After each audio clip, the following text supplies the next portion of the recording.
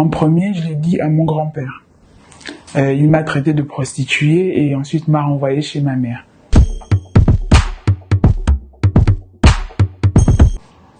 J'étais en seconde et je sortais avec un garçon de mon lycée depuis 2 ans. On a commencé à avoir des rapports sexuels. Les seules choses que je savais sur la contraception, c'est ce qu'on m'avait appris à l'école. Mais à l'école, on ne nous apprend pas vraiment les choses sur la contraception. On ne parle pas vraiment de la pilule, seulement de l'abstinence et du préservatif. La pilule, ça a mauvaise réputation. Et avec mon copain, on n'en avait jamais parlé non plus. Je suis tombée enceinte à l'âge de 17 ans lors d'un rapport avec mon copain. Je me suis rendu compte à 5 mois de grossesse. Je n'étais pas du tout heureuse de cette nouvelle. Mon copain, c'était une histoire de lycée, pas un homme pour la vie. Construire une relation et fonder une famille, c'était pas vraiment une priorité pour moi. J'étais bonne élève et je voulais faire des études pour être gynécologue. Mon copain m'a proposé d'avorter.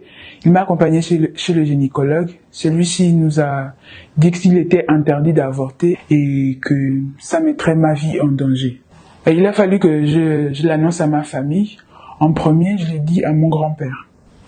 Il m'a traité de prostituée et ensuite m'a renvoyé chez ma mère. À la nouvelle, ma mère qui est fragile a fait une dépression pendant 3 mois et ça a été difficile pour moi. Ensuite, elle m'a aidé comme elle a pu. Avec la mère de mon copain, elles ont réussi à faire un trousseau, mais toutefois j'ai dû enchaîner les petits jobs pour m'en sortir. J'ai pas pu faire le suivi complet de la grossesse. Pendant 2 mois, j'ai pas consulté de médecin. J'ai accouché d'un petit garçon. Ça s'est bien passé, à part les points de suture, parce que mon col s'est déchiré. Après l'accouchement, je suis retournée vivre chez ma mère. Je m'occupais de mon enfant, c'était pas facile. L'amour pour mon fils n'est pas venu tout de suite, mais avec le temps. Mon copain a toujours été présent et lui, il voulait qu'on reste ensemble pour l'enfant.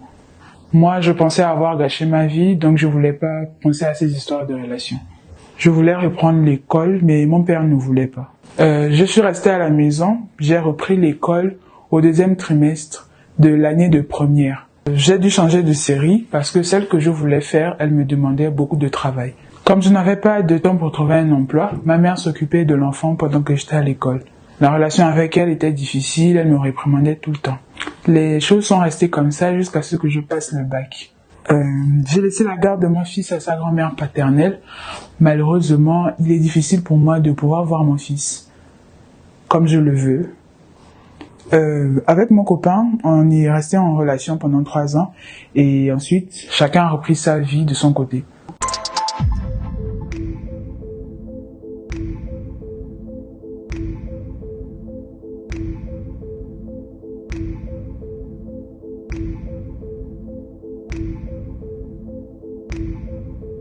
Avec le recul, je me dis que j'aurais pu faire les choses autrement, que j'aurais pu attendre au moment opportun pour avoir un enfant. Car quand je regarde ma famille, nous sommes 3 filles et parmi les 3, je suis la seule à avoir eu un enfant aussi jeune.